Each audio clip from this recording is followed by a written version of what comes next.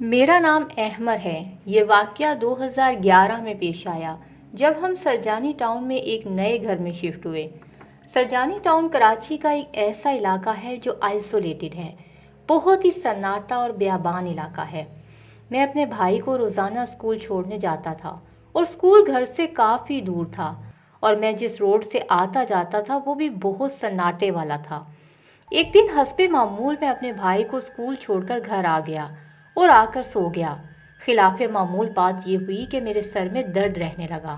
مغرب کے وقت میرے سر میں درد شروع ہو جاتا اور سر درد اتنا زیادہ ہوتا کہ سمجھ سے باہر تھا۔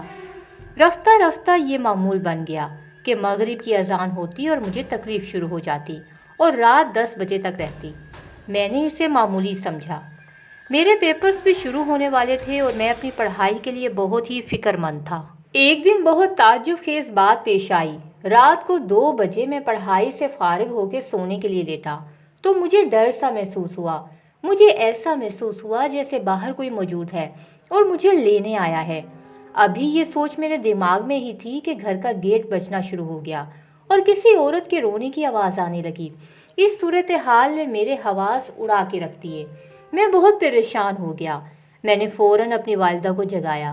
میری والدہ بھی ڈر گئیں اور فوراً سب لائٹس آن کر دیں اور باہر جا کر موٹر چلا دی۔ اب یہ روز کا معمول بن گیا، اسی طرح سے ہونے لگا۔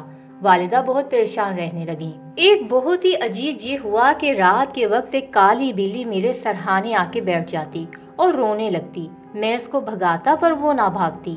یہ واقعات بڑھتے بڑھتے اتنے زیادہ بڑھ گئے کہ میں بیمار رہنے لگا۔ اب مجھے روشنی اور تیز آواز، ان 2 چیزوں سے چڑ ہونے لگی تھی۔ میں نہ روشنی کو پسند کرتا اور نہ ہی آواز کو۔ مجھے ایسا لگنے لگا جیسے کوئی چیز مجھ پر حاوی ہو چکی ہے۔ ایک دن تو میں نے اپنے سگے بھائی کا گلا دبانے کی بھی کوشش کی۔ یہ صورتحال خطرناک حد تک بڑھ گئی تھی کہ میں اپنے بہن بھائیوں کو بھی نقصان پہنچانے لگا تھا۔ یہ سب جب میرے والد صاحب کو پتہ چلا تو وہ بھی بہت پریشان ہو گئے۔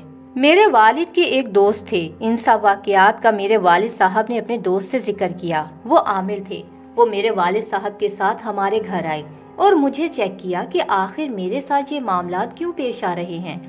انہوں نے بتایا کہ یہ بچہ 21 دنوں سے کسی غیر مرئی مخلوق یا کسی چڑیل کے زیر اثر ہے۔ اس کے بعد انہوں نے میرا علاج کیا۔ ان کے علاج سے میں بہت حد تک سنبھل گیا۔ میں آہستہ آہستہ بہتری کی جانب آنے لگا اور ایک وقت آیا کہ یہ چیز بالکل ختم ہو گئی، یعنی اس چیز کا اثر ختم ہو گیا۔ اس کا اثر مجھ پر سے ختم ہو گیا، لیکن گھر کے اندر کچھ چیزیں ایسی ہونے لگیں کہ گھر میں پریشانیاں آنے لگیں۔ جب میں اس کے زیر اثر تھا تو وہ چیز مجھے گھر میں دکھائی دیتی تھی۔ اس کے اثرات میری ذات سے تو ہٹ گئے تھے، لیکن میرے گھر میں ابھی بھی وہ چیز موجود ہے، جس کی وجہ سے گھر کے حالات بہت خراب ہوتے جا رہے ہیں۔ بالآخر والد صاحب نے سوچا کہ ہمیں یہ گھر چھوڑ دینا چاہیے، اس سے پہلے کہ ہمیں کوئی ایسا نقصان اٹھانا پڑ جائے جس کی تلافی ممکن نہ ہو۔